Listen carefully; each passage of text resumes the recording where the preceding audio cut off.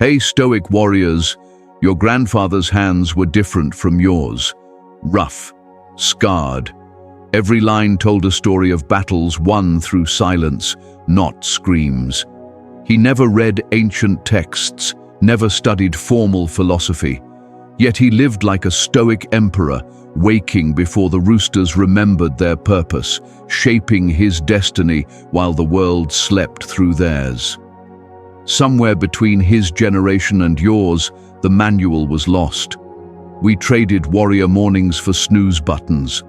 We swapped iron discipline for aluminum excuses, and now you sit there successful by every social media metric, yet starving in ways you can't even name.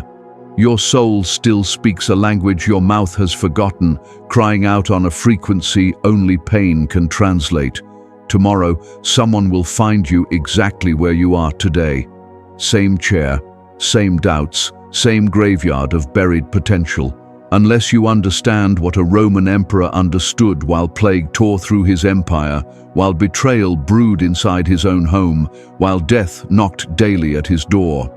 He learned that chaos isn't your enemy, comfort is. He wrote that the obstacle to action becomes the action, what stands in the way becomes the way. You've been poisoned by the myth of overnight transformation.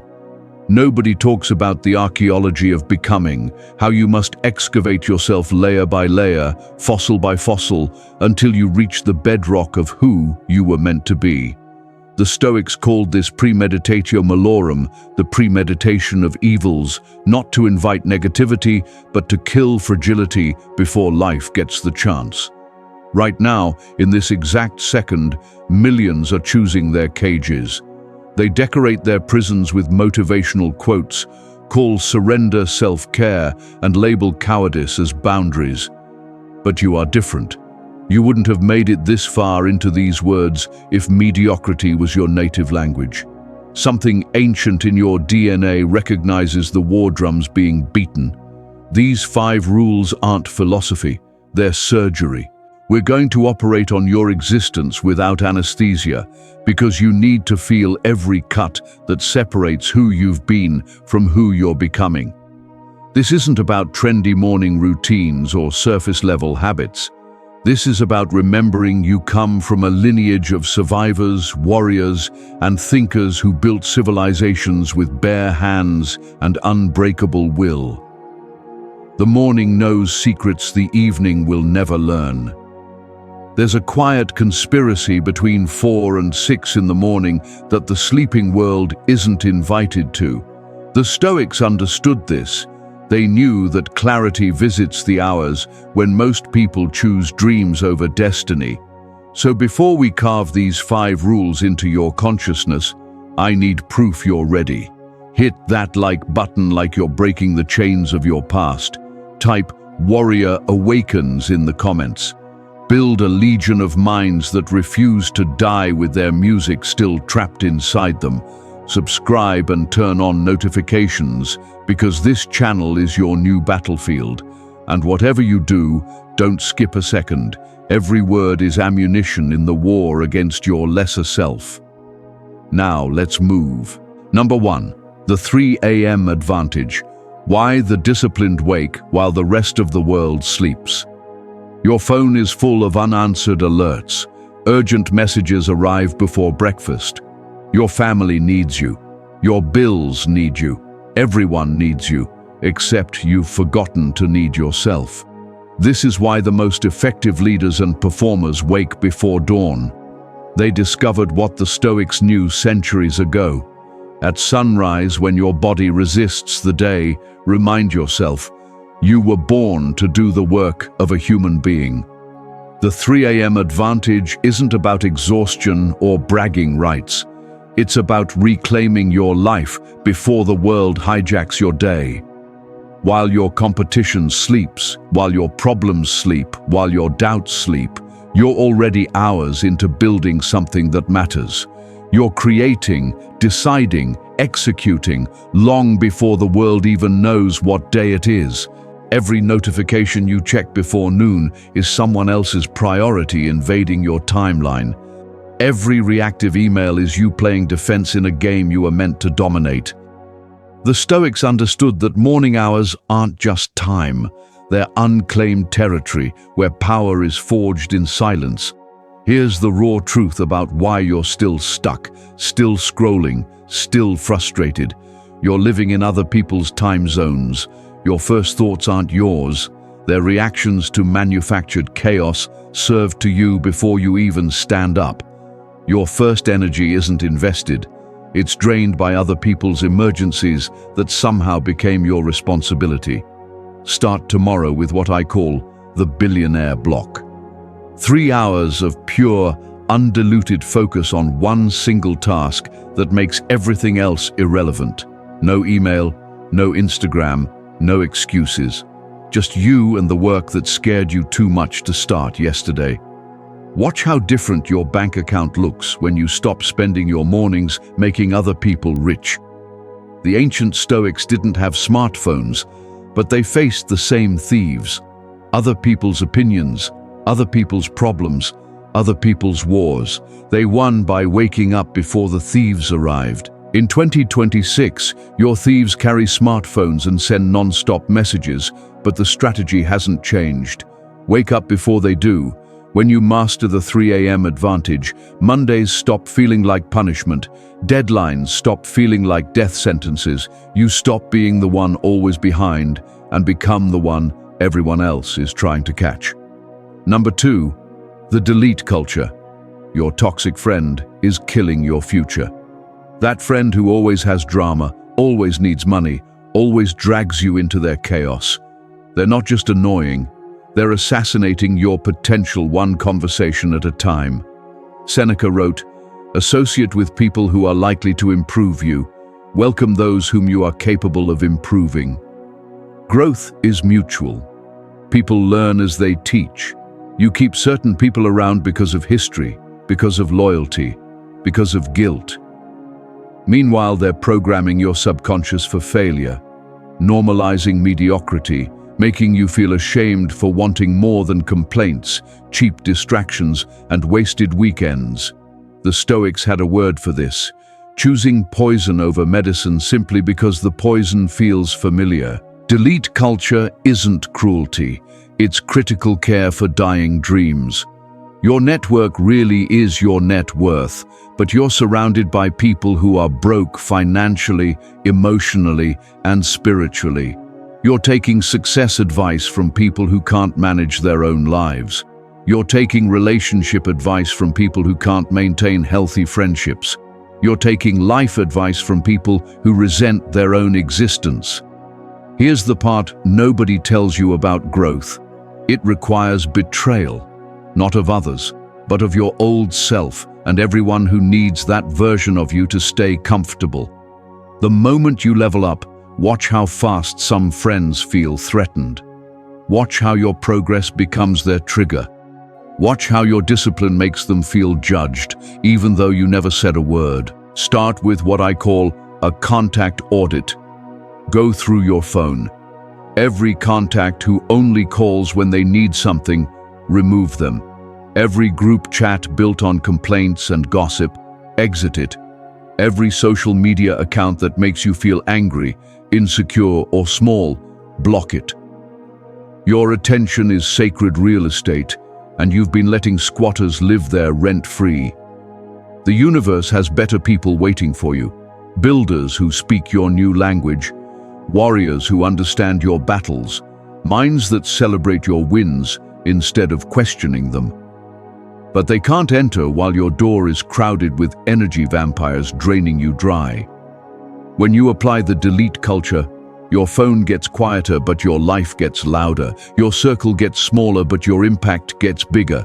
You'll lose drinking buddies and gain strategic partners. You'll lose gossip sessions and gain serious conversations. You'll lose people who only knew the old you and gain people who recognize the future you. Tomorrow, choose violence against your comfort zone. Delete the number. Leave the group chat. Unfollow the negativity. Your future self is begging you to stop choosing history over destiny. Number 3, the debt destroyer. Stop financing everyone else's dream. Your monthly car payment is for something that lost value the moment you drove it away. Your credit cards are maxed buying things to impress people you don't even respect. Your student loans are crushing you for a degree you barely use. Meanwhile, you're making everyone else rich. Banks, corporations, brands, while you stay broke pretending to be successful. Epictetus, born into slavery, understood freedom better than most free men ever will. Wealth doesn't come from having more, it comes from needing less. The debt destroyer isn't about living like a monk, it's about stopping the bleeding before you collapse. Every payment you make is a piece of your freedom sold off quietly. Every subscription you forgot to cancel is another chain around your potential. You're not just in financial debt, you're in lifestyle debt, trying to afford a version of yourself that's slowly destroying the real one. Here's the math of modern slavery. You work endless hours to afford the car that takes you to the job you hate. You buy expensive clothes to impress people who forget your name. You finance a lifestyle that looks powerful online but feels like a prison in real life. The Stoics would laugh at this version of success. You didn't become free. You became the CEO of your own captivity. Start with the freedom formula. Calculate how many hours of your life each payment actually costs. That rent isn't just money. It's dozens of hours of your existence. That expensive dinner isn't a treat. It's time you'll never get back. That designer purchase is weeks of your life traded for symbols and labels. When you start seeing spending in life hours instead of dollars, your shopping habits reveal what they really are. Slow self-destruction disguised as comfort. Discipline isn't about earning more, it's about wanting less. While everyone else is upgrading their slavery with shinier chains, you're cutting yours off completely. Cancel the subscriptions, sell what owns you, move into less. Notice how light you feel when you're no longer carrying other people's profit on your back. Minimalism becomes your hidden weapon. While they work weekends to afford weekend toys, you build leverage with your freedom. While they panic over payments, you invest in assets. While they finance appearances, you fund your future. Tomorrow, declare war on every unnecessary monthly obligation. Become allergic to recurring payments. Treat debt like the disease it is. Cut it out before it spreads. Your future wealth is hiding inside your current expenses. Number 4, the rejection collection. Your no count is your growth score. You haven't asked for a raise because you're afraid of hearing no. You haven't started the business because someone might reject the idea. You haven't approached the opportunity because interest isn't guaranteed. Meanwhile, people with half your talent are living lives you dream about because they collect rejection like proof of effort. A Roman emperor ruled through constant criticism, betrayal, and refusal. He learned how much peace comes from ignoring what others say or think. Rejection collection flips your psychology. Every no becomes evidence you're operating beyond safety. Every rejection confirms you're playing bigger than comfort. The Stoics understood this clearly. Rejection isn't failure. Avoidance is. The real loss is the opportunity you never took, the question you never asked, the attempt you never made. Here's the math successful people understand. If one yes is buried behind 100 attempts, then 99 no's are simply part of the process. Most people hear a few no's and quit. They personalize rejection as if the universe singled them out. But rejection is information. It's feedback telling you to adjust, not retreat. Start building your rejection resume. Set a target, 100 rejections in a month. Ask for the promotion. Pitch the idea. Submit the proposal. Reach out to people above your level. Apply before you feel ready. Every no moves you closer to the yes that changes everything. Each rejection teaches lessons acceptance never could. The people you admire most weren't spared rejection, they were shaped by it. Being turned away, ignored, dismissed, and underestimated became their training ground. Rejection didn't delay their success, it qualified them for it. When you turn rejection into a game, fear loses control. That call you've been avoiding becomes another attempt. That bold request becomes an experiment, not an identity threat. You stop taking things personally because you start taking them professionally. The market rewards doers, not worriers. It favors those who hear no and think next, not never. Your income is directly proportional to the uncomfortable conversations you're willing to have. Your growth is measured by how much rejection you can absorb without becoming bitter. Tomorrow, start your collection. Make the call that scares you. Send the message that feels too bold. Ask for what you're worth, not what feels safe. This is your graduation from amateur to professional. Number 5, the quit list. Successful people quit more than failures do. You're still stuck in that dead situation because you've already invested too much time. You're still at that soul-crushing job because it feels safe. You're still clinging to habits, people, and beliefs that expired years ago because quitting feels like failure. But here's what nobody tells you. Successful people are professional quitters. They quit faster, quit more often, and quit without apology. Seneca, advisor to emperors, understood this deeply. He wrote that the mind seeking truth doesn't cling to the old, but moves toward what's next, finding strength in change. The quit list is your liberation document.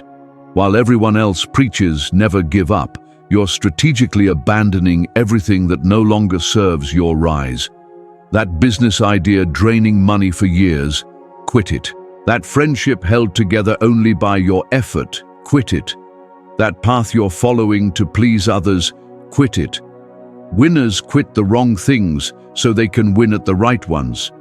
Society trained you to see quitting as weakness, but staying in toxic situations is the real cowardice. You're not persistent, you're stuck, you're not loyal, you're afraid, you're not committed, you're comfortable inside the cage. The Stoics knew wisdom isn't only about what to chase, it's also about what to leave behind. Here's the shift. Create your quit list before the year ends. Write down everything you're doing out of fear, obligation, or habit. That role you resent but won't leave. That certification you don't even want. That side project that turned into a burden. Write it all down. Then quit. Not slowly, not someday, now. Watch what happens when you quit with intention. Suddenly, time appears for the work that excites you. Energy returns for relationships that actually nourish you. Space opens for opportunities that were waiting for you to stop exhausting yourself on meaningless persistence. The sunk cost fallacy is destroying your future. Just because you invested years into something doesn't mean you owe it the rest of your life. The Stoics understood this clearly. Changing direction isn't giving up. It's growing up. Your past investments do not sentence your future to imprisonment. Tomorrow, become a professional quitter. Quit the membership you never use. Quit the path that doesn't align with who you're becoming. Quit the relationship that survives only on life support. Every quit creates room for a better yes. Every abandonment is a step closer to who you were meant to be. Tomorrow, the alarm will still ring, the bills will still exist, the chaos won't pause. But something fundamental has shifted inside you. You're not the same person who started this journey. That version is gone. These 5 rules aren't suggestions. They're instructions from your future self, the one who escaped the prison you've been decorating instead of leaving. The early morning advantage, the delete culture, the debt destroyer, the rejection collection, the quit list. Together, they form the exit route. Marcus Aurelius wrote his reflections while plague tore through his empire, while betrayal lived close, while enemies surrounded him. He didn't have modern motivation. He had something stronger. The unshakable understanding that circumstances don't build character, they expose it. Tomorrow, you'll wake up to the same life, but with different eyes. What once looked like obstacles will look like openings. What once felt like rejection will feel like redirection. What once seemed like loss will feel like freedom. The Stoics never promised easy, they promised meaning. If this struck something deep inside you, act on it. Tear down the old version of yourself. Leave a comment with the first thing you're quitting. Build a circle of people who quit strategically instead of dying slowly. Share this with someone who needs to hear it before another year disappears. Stay connected, because this is a training ground for mental warfare. Your transformation begins the second this ends. Type in the comments, "Reborn today."